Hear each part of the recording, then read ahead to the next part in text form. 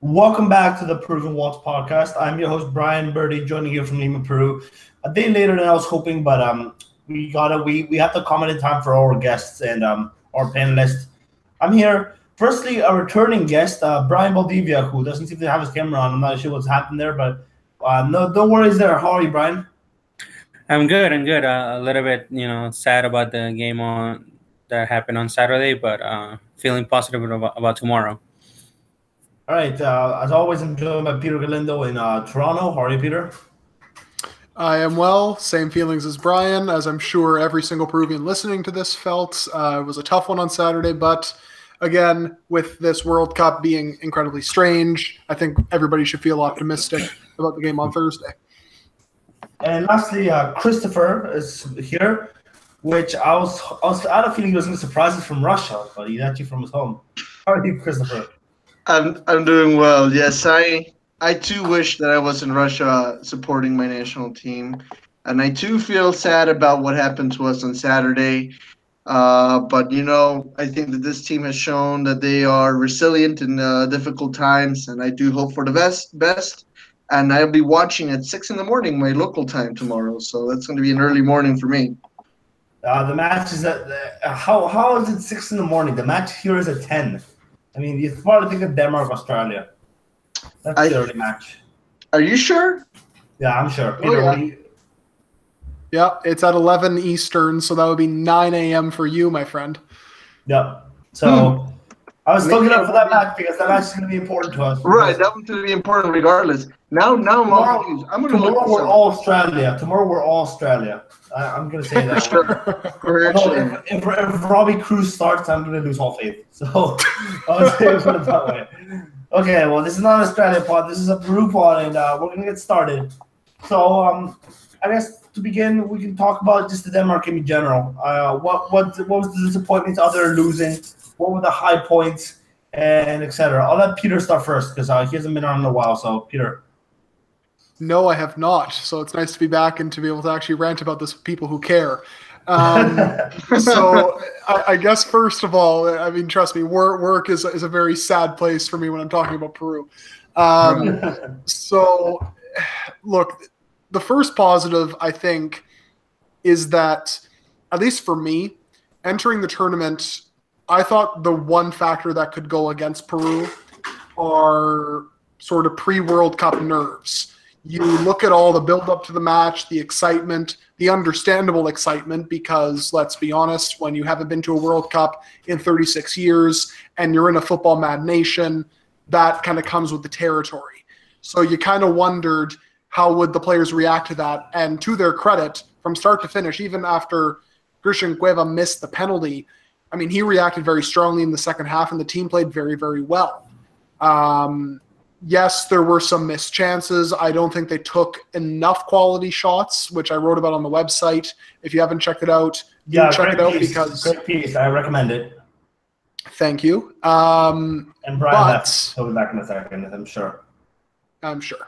But yeah, overall, those were probably the good signs in that they did take the game to Denmark. They did play very well.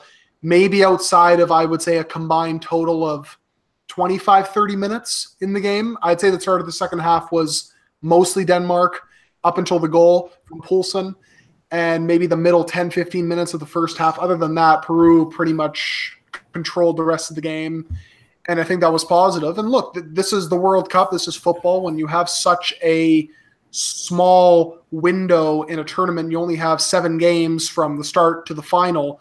Freak results like that are going to happen. On any other day, Peru might have won that game 2-1, and instead they ended up losing 1-0, and that's just the way it is. Now they got to go into France and hope they get a result, or go against France and hope they get a result.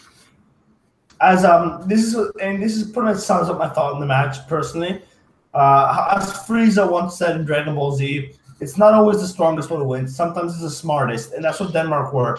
Not entirely sure if it was undeserved for I'm not entirely sure if it would have been deserved for us if we won it, or if it was undeserved that we didn't win it, because Denmark were really smart. Let's be fair. They had a spell. I want to see the last 20 minutes of the first half and the first 20 minutes of the second half. They exposed their area weakness, and with Fofana on the pitch, that really didn't help because they're winning everything in the air, and they were making it really tough. So it was definitely a hard one to do. And then that goal with Joseph Poulsen was really really tough because they what's it called? They caught us badly positioned. And Alberto Rodriguez, and not Alberto Rodriguez, but Miguel Trauco basically positioned himself terribly at just a second to catch Poulsen onside and score the goal, which really sucked. And the goal, I think that it was really, I think that they did well. They were smart in the game. They were intelligent. They did well to win the game. I think the only problem was that we could have tied it up if it wasn't for finishing. We can't look past that. So I think that is definitely the issue. So if Peter, do you have anything else to say about that? No, we can get these two guys in. I think just maybe if we can keep the conversation flowing. I got some things possibly to say, but I'm sure both of these guys will bring them up. So yeah, if they want to go ahead, go ahead. I'll let Christopher go first because I gotta fix an audio issue with Brian quickly. So yeah, 1 second. All right. Well, I mean, like you were just saying, Peter. It is the World Cup, and there's not a lot of room for trial and error. You kind of have to come into it prepared.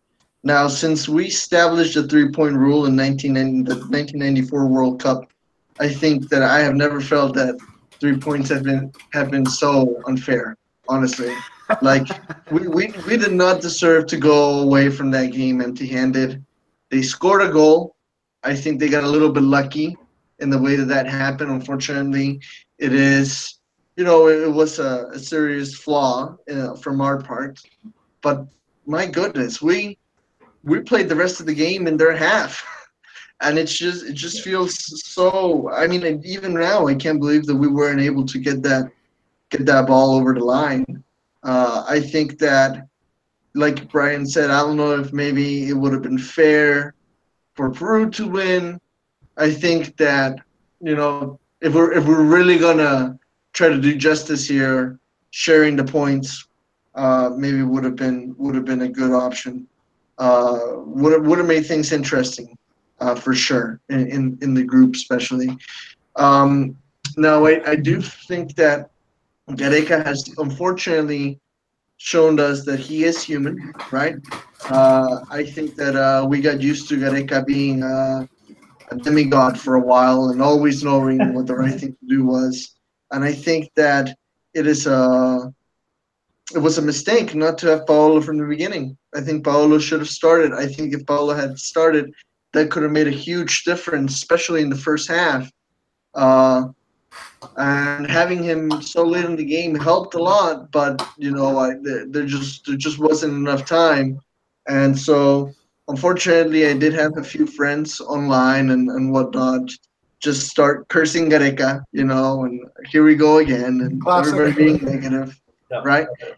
But I do trust that Gareca is, like we've been saying this whole time, Gareca is a smart man, and I am gonna trust him that he's not gonna make that mistake again, right?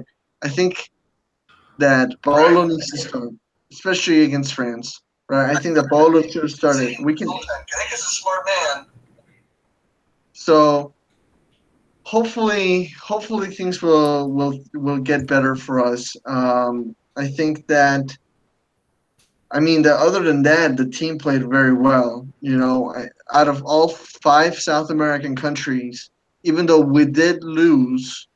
I personally think that we had a better game than most. Yeah. I think Argentina disappointed everyone. Leo Messi missed that penalty, right? Brazil disappointed everyone. Uruguay barely was able to pull a victory, 1-0 at the 89th minute, right?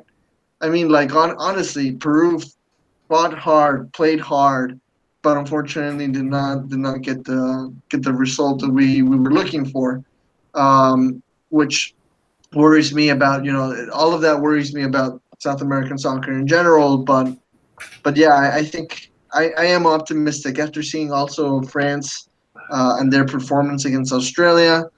I think things will be a little bit better or things will be at least evenly matched against Peru tomorrow.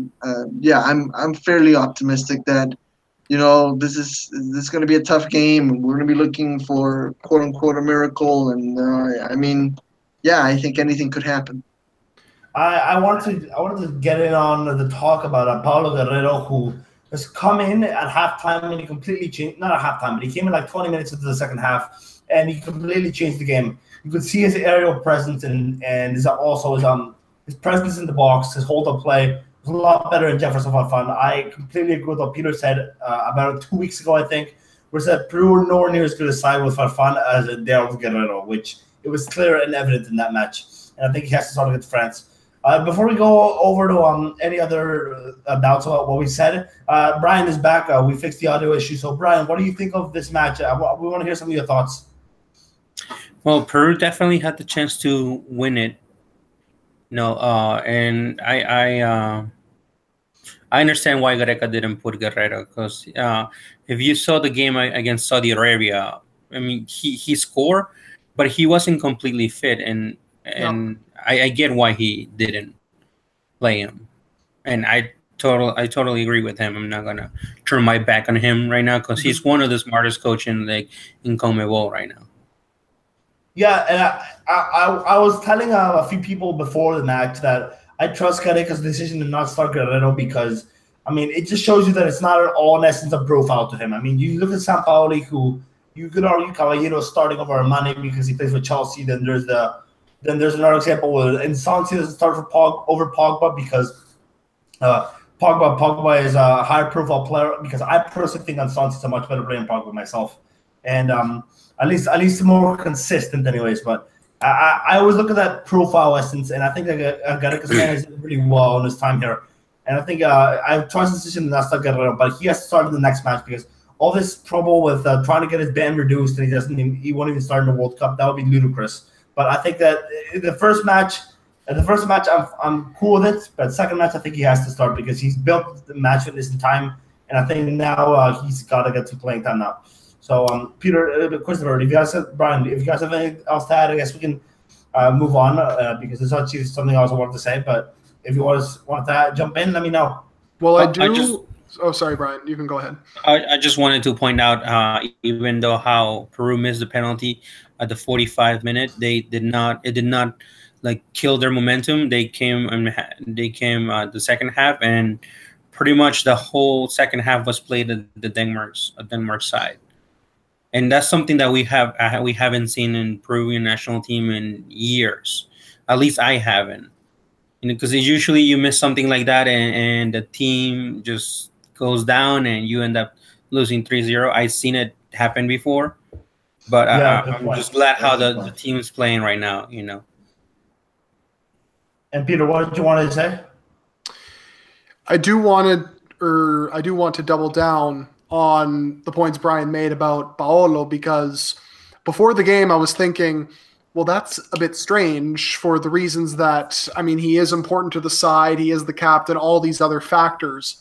Yep. But then I kind of sat back and thought about it and realized, listen, Ricardo Gareca, out of anybody else on the planet, will know about Paolo's fitness probably better than Paolo will know his own fitness, and has been monitoring him for weeks on end, ever since he came back into the squad. And he mentioned it, I believe it was in the pre-match press conference, might have also been in the post-match press conference as well. He was worried about the fact that he wasn't reintegrated into the squad until very late in the preparations. Brian mentioned it. He didn't look completely sharp in that game, which is understandable. And yes, all that work to get the ban overturned. Also keep in mind, he didn't play with the national team since October, and he only returned at the beginning of May to competitive action after missing out on the last, 6-7 months of games for Flamengo. So that was a massive, massive factor. And what would have happened if, let's say, Gareca gives into temptation? Because I'm sure if he was fit enough, Paolo would have played. Let's say Gareca gave into temptation and started Paolo, and then 30 minutes in, he pulls a hamstring and he's out for the World Cup.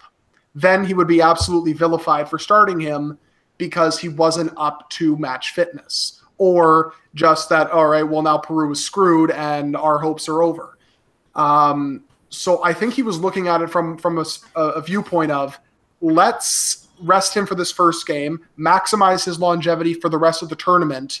And let's be honest, Cueva converts that penalty or one of those many chances goes in, or even if Peru holds on from the 0-0 draw, I think most people are pretty happy with the result, especially without Paolo Guerrero playing more than 28 minutes in the game.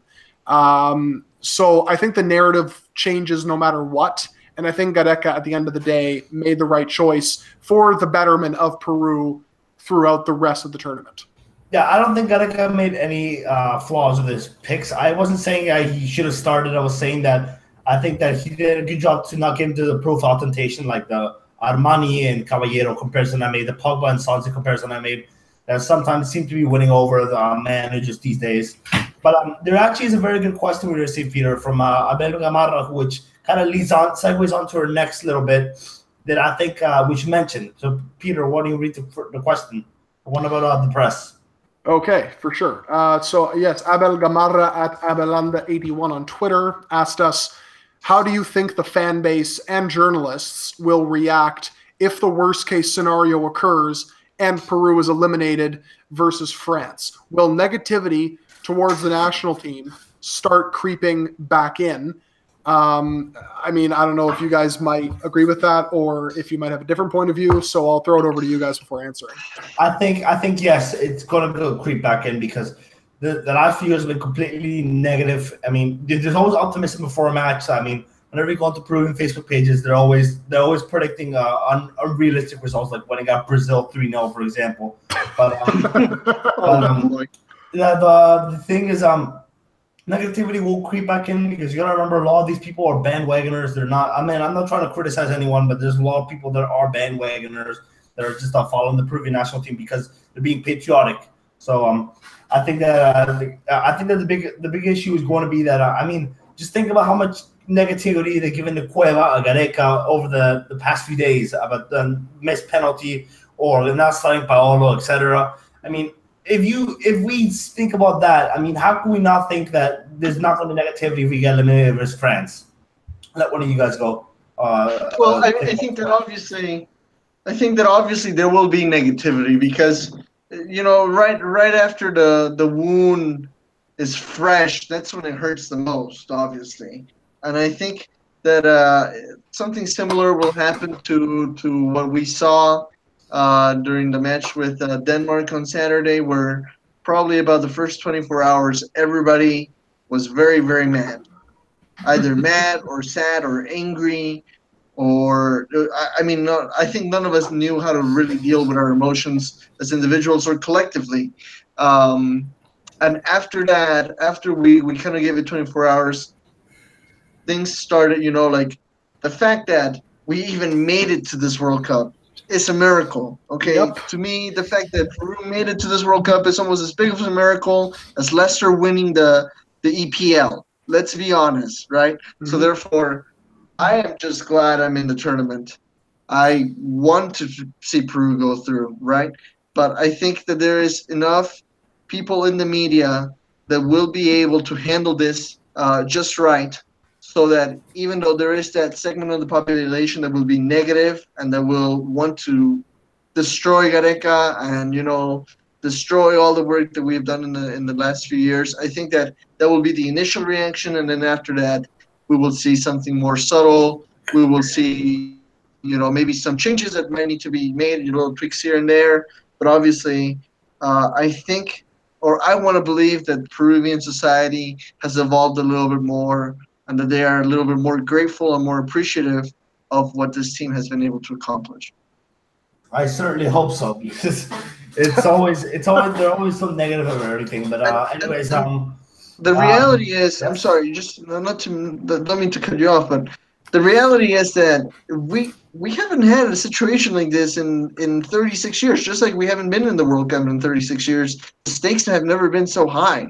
So, I mean, I'm giving my predictions here, but I guess if we want to be honest, like, nobody can predict what things will be like because we've never been here, right? You can't compare it to any Copa America. You can't compare it to any, qualifying process. This is a whole different tournament, and this is a whole different generation of players too. And keep in mind, there's one thing I should mention. Something interesting is that we are a very good tournament team. I mean, this is a totally different tournament. I get it. I mean, we have little experience, and it really showed in that first game. But keep in mind, we haven't gone out of the group stages of any Copa America since 1995. That is 20 years, and most of the time in complete mediocrity in very tough groups. And not only that, but we have a tendency to make things a lot harder than they should be. Yep. I mean, think about. Okay, first we have the qualifiers where we would lose the first few games, and then we're already in a rut. And then there's the Copa America where unless we were 2-0 up against Ecuador and we drew 2-2, and then we were forced to beat Brazil in the last match, and we did it. So we have a tendency to make things a lot tougher than they are, but nothing is impossible. The big example, I think, is the last World Cup, Uruguay. Uruguay lost to Costa Rica 3-1. And then they were forced to beat England and Italy. They wanted to go through the next round. Look what happened. They beat both. So it's not really impossible. And given how poor France were in the first game, and we're going to talk about this later on, how we think they're going to approach the game. But given how poor they were in the first game, I don't think it's impossible, especially considering Deschamps has been an average tactician for the longest time now. So I'll let you guys go. I don't think Brian has spoken yet on this matter, so I'll let Brian talk about the question, which the question was about the negativity in the Peruvian press. Well, I can speak for myself, and as long as they play their hearts out like they did against Denmark, I'll be happy. Obviously, not everybody's going to see it that way, because it's when it comes to soccer, sometimes it's just the result is the one that is the factor that matters the most, and it just angers you. But if honestly, if they play their hearts out, which I know they will, to me, it's not going to matter. I mean, obviously going to be sad, but if they get eliminated, fighting till the last minute, I'll be happy. But most people probably won't. But maybe, who knows? Because this is the first time I've seen this many people, turn in their TVs or go out on the streets for this event. So maybe they'll see it the way I see it. They'll be angry at first, but hopefully they understand that these guys have played their hearts out, and they have been throughout since the qualifiers, since the change after the Venezuela-Uruguay game. Yep. Does anyone else have anything else to add before we move on to the next question? I'm going to go to the next question before I forget. So, I guess just to wrap it up, I think those of us who are somewhat in tune with the Peruvian media, we will know who the smart ones are and who the so-called hot take artists are. And I'm looking at Christopher's favorite outlet in Exitosas Noticias as falling into the latter, who really only care about the views and the clicks and the attention and all that. So the Paolo story aside, maybe I guess even then they cared about the views and the clicks, but I digress. Just continue tuning in to who you think is a trustworthy source. You will know who the actual fans are, the fans who have suffered through this team. And just to wrap it up, which I think was a great point that Brian made, to be Peruvian is to suffer. And when have we ever done things the easy way in any walk of life? So losing the first game, look, I mean, honestly, I feel in a way a little more comfortable because it's like, wow, okay, they're clearly repeating the same trend. Obviously, it would have been more preferable if they had won or even tied, but this is very much classic Peru. Yep, for sure. And what else? We had another question. I guess we can answer. Do we have another question? Or I mean, we had one more, but do we have any other after that? I just want to answer them all out of the way before I forget. So we have two. One is more general. The other one might actually lead into France. So I can get to the more general one first. Yeah. So again, Abel Gamarra asked us, what do you think are the chances Peru can secure Ricardo Gareca for the next 4 years? So of course, his deal will end when the World Cup ends for Peru. And there has been rumors over the past 6 months, basically since they secured qualification, that he's either going to leave or stay. I honestly believe, and I think this is pretty obvious, but I think if Peru gets knocked out in the group stage, that almost enhances the chances of Gareca staying, because that will then kind of motivate him to bring in a little bit more of the next generation, get them ready for 2022, and then maybe build from there. Plus, I imagine that a lot of interested parties are watching him at this World Cup. And if they see Peru getting knocked out in the group stages, when a lot of people have actually picked them as a dark horse, I think some might get scared off by that. Not to mention his salary demands are quite high for certain federations. So I would imagine that if Peru gets knocked out early, then the chances of Gareca staying are a lot higher than if they go through. I think that I've already mentioned what I want. I'm kind of mixed on this because I want Gareca to stay for what he's done for us and what he deserves. I also don't want it to get stale. And but I to answer the question, I don't think Gareca will stay if he gets knocked out because just the negativity and the lack of respect towards him. And despite him handling the media really well, it's just going to be out of control. And I don't think he's going to feel his time is done. So I think that it's going to be interesting to see if he stays or goes. But I did want to mention the one thing, though, that I don't want to happen. I've always talked about how we should get someone like Grioni who knows the football here, and this is why I stress that.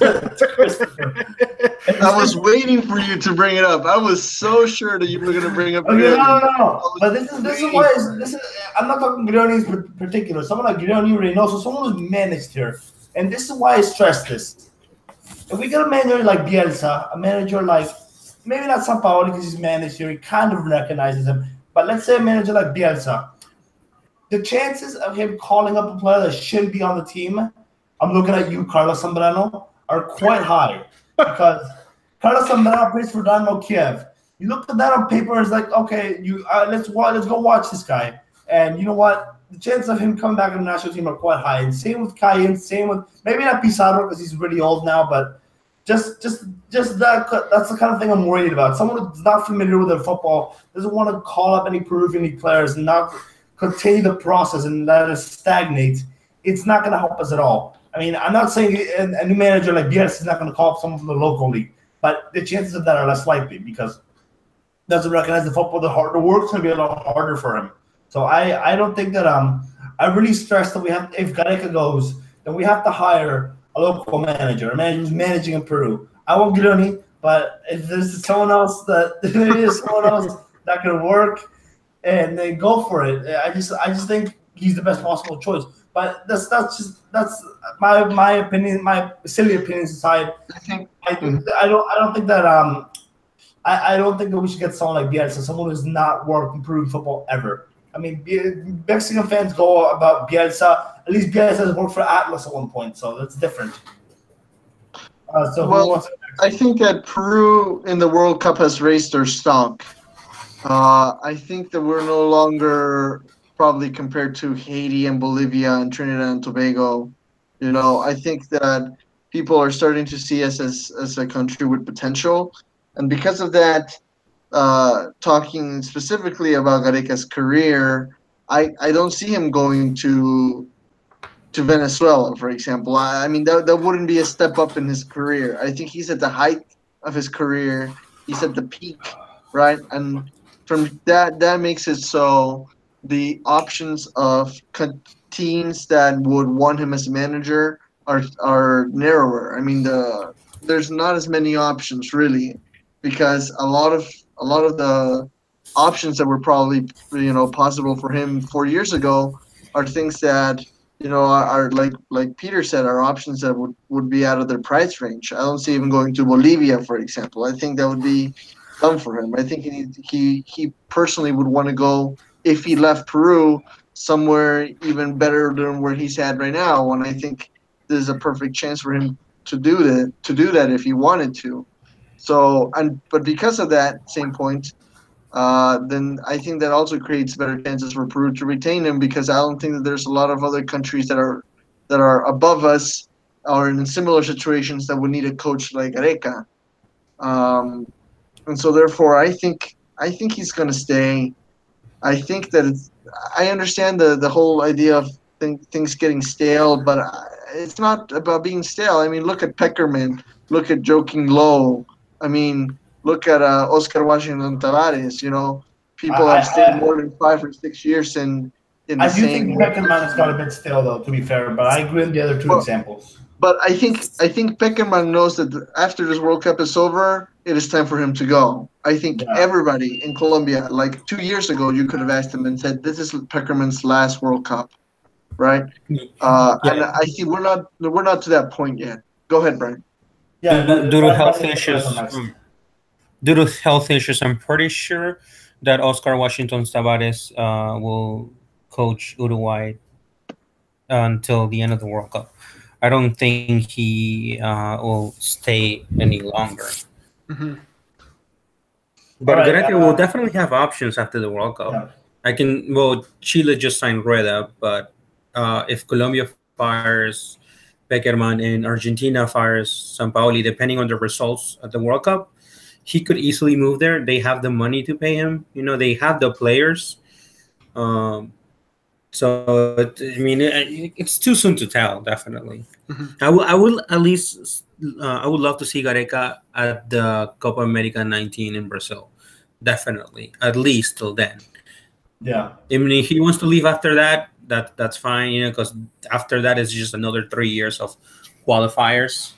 But I would love to see him at the Copa America. And I understand if he leaves. Like I said, I mean, he's qualified Peru with practically no players, and now he has too many players. Yeah. Before, in 2014, a player would get injured and it was just drama because there was no one to replace him. That was one of the things that Markarian complained about, that once everybody would get injured or suspended, there was no one to replace him. Now you have a backup, and the backup also plays well, sometimes even better than the starter, and currently in the Peruvian national team. So he will definitely have options. It may be even a top team in South America. One of the teams that are always fighting at the top of the Copa Libertadores. Yeah, and then before we move on to the last question that was went to friends, we did get one in the chat from Sergio Rivera. Looking at into the future, do you guys honestly think a player like Benavente has a future in a Peruvian squad? I think yes, definitely, but we got to see how time goes on and how it fits into the style. But I think potential-wise, he does have it. I'll let you go, Peter, first. I'll let Peter go first. I'm not doing my off-topic Yoda chats right now. I'll let Peter go first. I love those Yoda chats. It's always a challenge to keep up with Brian on those. Anyway, on Benavente, yeah, absolutely, he has a future. Look, the fact that Christian Cueva plays as the 10 and he's basically undroppable. The fact that Carrillo is a Gareca favorite and plays on the right, which is another position Benavente can play in. Not to mention that his excellent season came probably a year too late. I think all of that went against him when it came to the call-ups. Not to mention specifically the showing against Iceland in March. I don't think that particularly boosted his stock. I don't think it hurt it, but certainly didn't enhance it at all.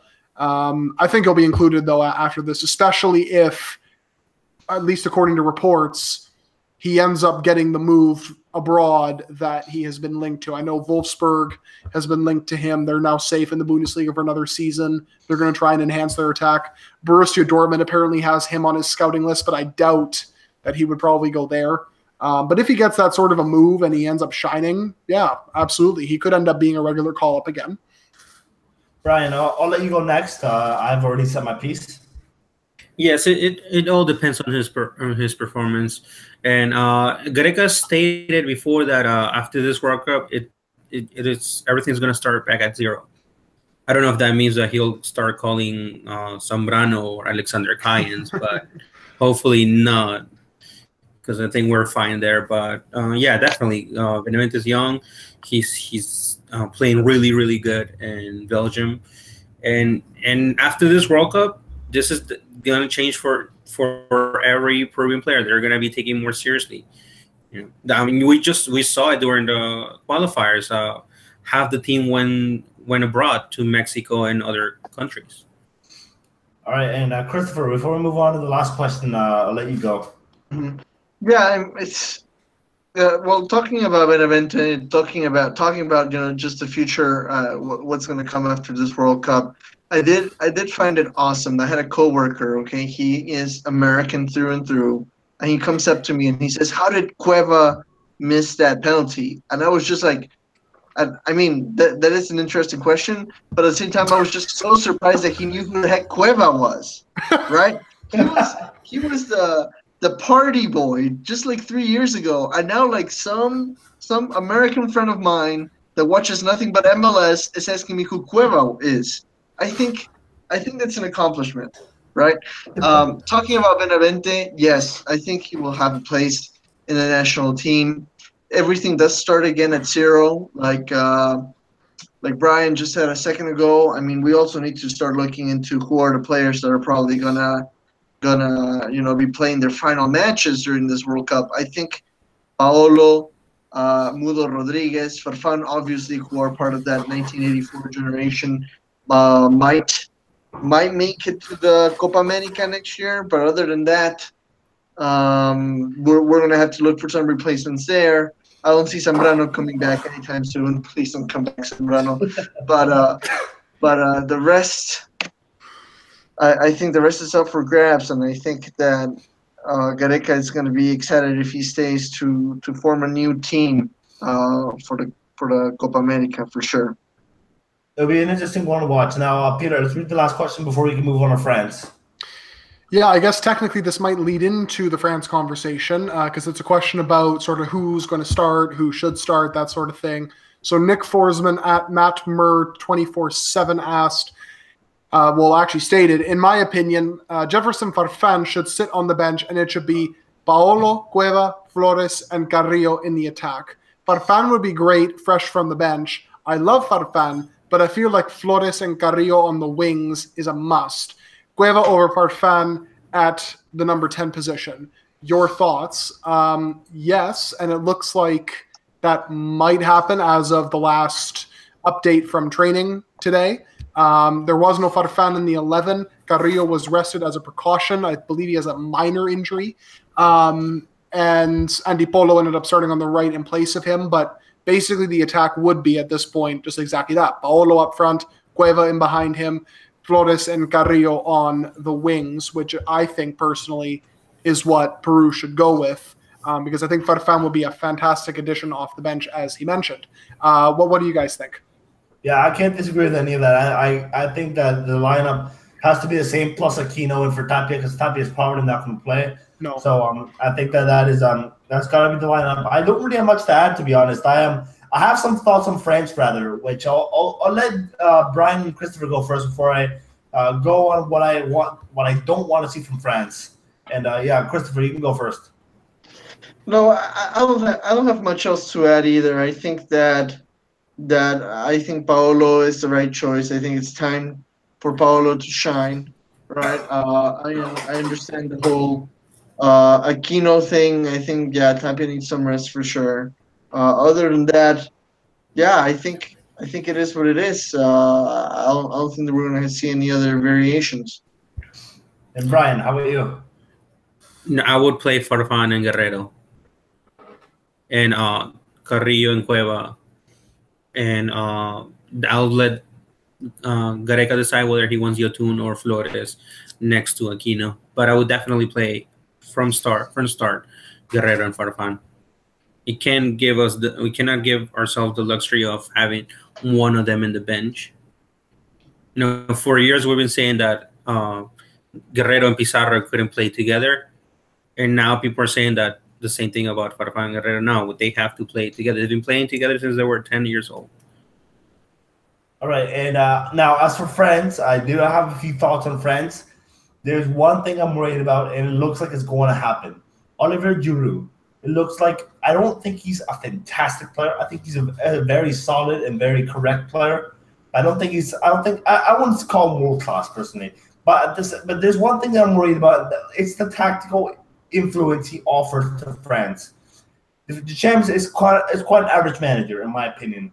But what I saw versus Australia is if you play Griezmann and Mbappe, they're just gonna run around like headless chickens. And I would rather see that than Giroud, because Giroud's gonna come in and offer brain to the game, and that's gonna make things a lot tougher to defend against.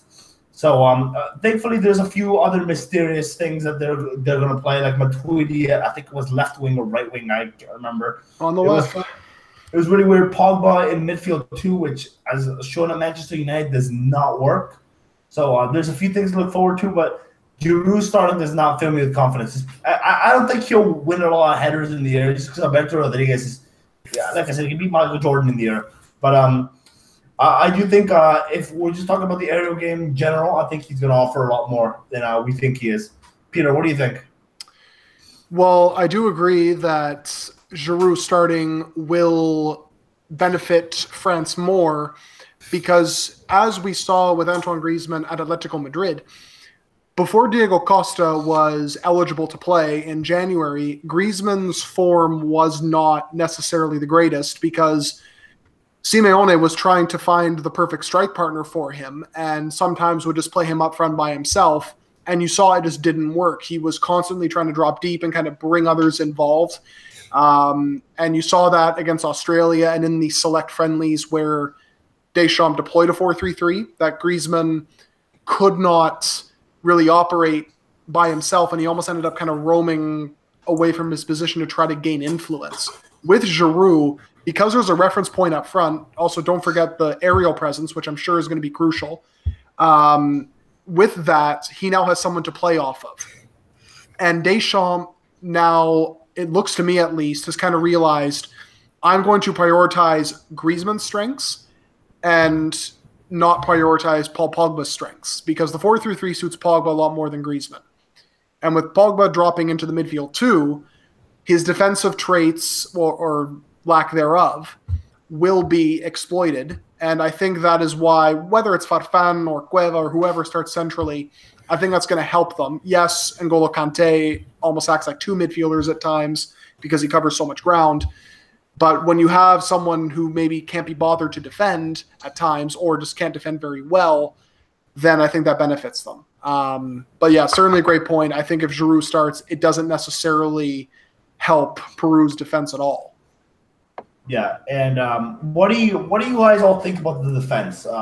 They have two very good center backs. Well, Varane is kind of overrated, but Umtiti is one I highly rate, and two very good fullbacks. But the thing with the fullbacks is they're both not very good defensively.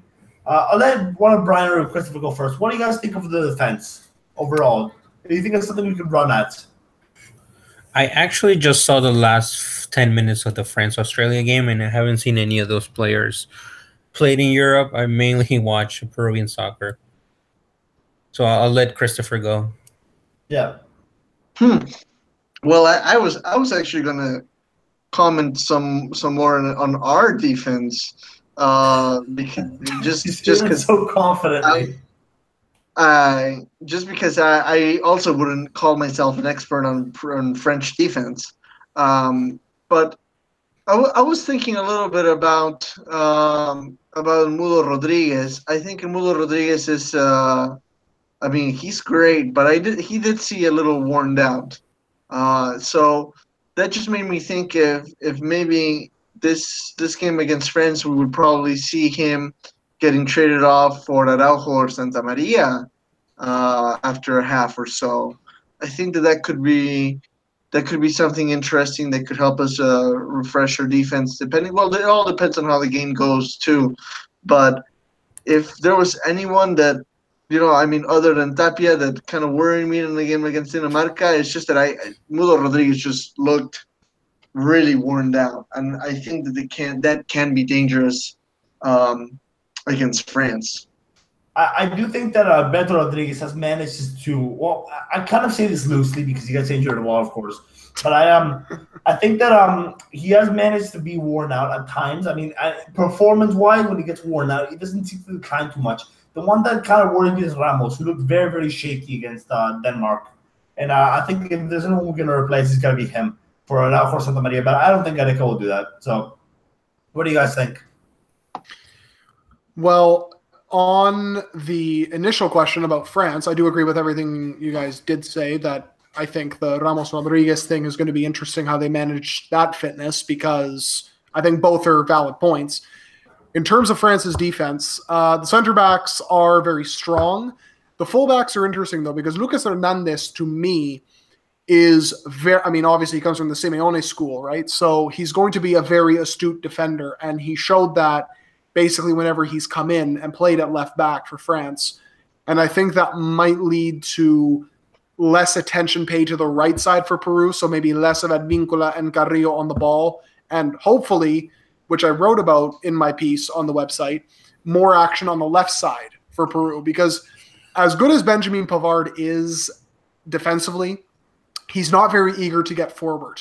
And when you have a winger like Kylian Mbappe, who does like to attack, of course, and maybe doesn't always track back, that might leave him with a bit of an overwhelming task, because if you have Trauco pushing forward, even if you have Flores and one of Cueva or Yotun doubling up, then it becomes a bit of a difficult task for him to mark them both. So I do kind of expect Peru to maybe get back to targeting the left wing, especially because Pavard, let's not forget, is a center back playing at right back. And sometimes positionally you get a little bit confused, especially with those overlaps. And I think one last point on this, Edison Flores, to me, has gotten a lot of criticism. And I think a lot of that has come down to the aforementioned sort of absence of favoring the left side. And you look at Miguel Trauco, who has tremendous vision, Edison Flores tied for goals in qualifying on the team, along with Paolo Guerrero. Yoshimar Yotun naturally likes to drift to the left, and so does Christian Cueva.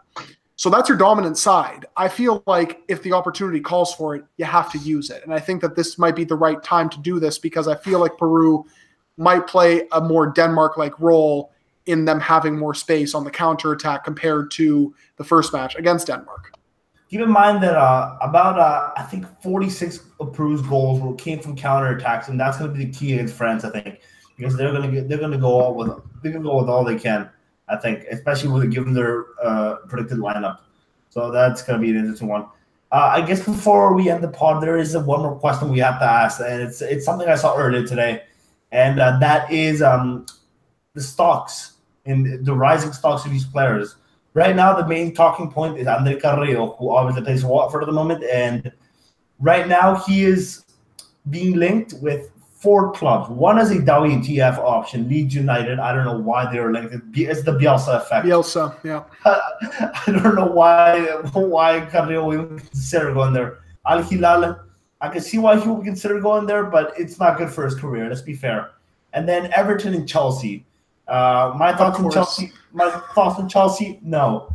Chelsea, no. That's a no-go, because he'll flop. He won't get playing time after 2 games of poor performances, and have a bench for the rest of the season. And Everton, we're really surprised, guys. I mean, Marco Silva he's Marco Silva's lapdog. Are we really surprised at this point? What do you guys think? I'll let Brian go first, who's been going last for the most part of this pod. I'll let him go first, because I got to give him more time to talk. What do you think of this? These Brian? Carrillo is a player that I feel like has a mental block. If at the start of the game he messes up, you lose him for the rest of the game. He needs to change that, because he has the potential to be a great player, like a really, really great player. He has the dribbling, the speed, and so I honestly don't see him in the Premier League. I would love to see him in the Spanish league, just like dribble around weaker defenders, because the Premier League, I feel, is just too tough for him. But out of all those teams, I would choose Everton with Marco Silva, because I mean, he follows him around, so he knows how Carrillo is. He knows how. I think that would be the better option for him. But at the end of the night, these are just rumors, during the World Cup. So who knows? I mean. And Christopher, what about you? I think I would agree with Ryan 100%. I think that Everton would be a good option for him if he was to stay in the Premier League. But it is hard, and like Brian Birdie likes to say all the time, Carrillo is just lazy, man. And so I think that maybe La Liga would be a better choice for him. I really do not want to see him go back to Portugal.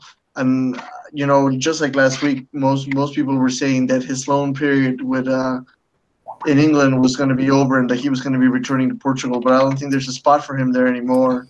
I think any team in La Liga would be a good option.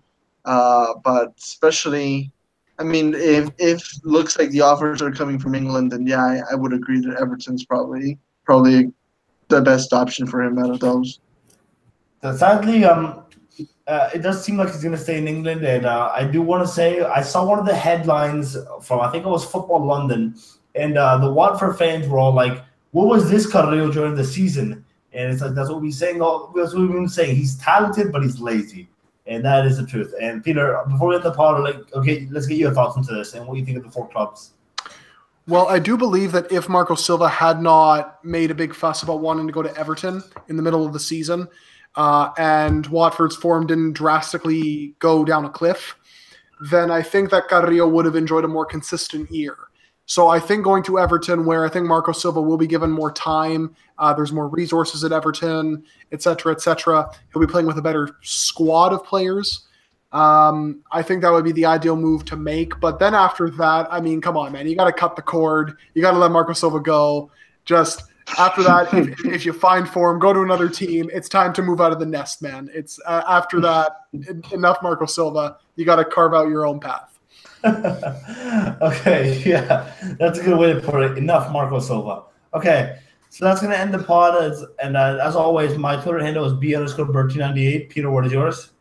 As always, at Galindo PW, follow the show at Peru Waltz and subscribe to us on SoundCloud and iTunes. Okay, Brian, how about you?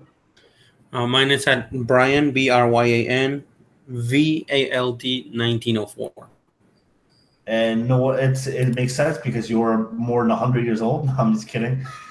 Christopher, what are yours? Well, a shout out to my hometown, my home team, Sport Ancash, who made it to the departmental stage of the Copa Peru this week. And my Twitter handle is at VIZ_FC. Thank you for that, Peter. I appreciate that. I know we have the inevitable wave from Christopher. So we're going to end the pod here. Thank you for listening, and we'll see you guys. I don't know when, maybe on the weekend, maybe next week. I haven't decided yet, but we will let you know. So just follow the show on Twitter, and we will let you know by then. See ya.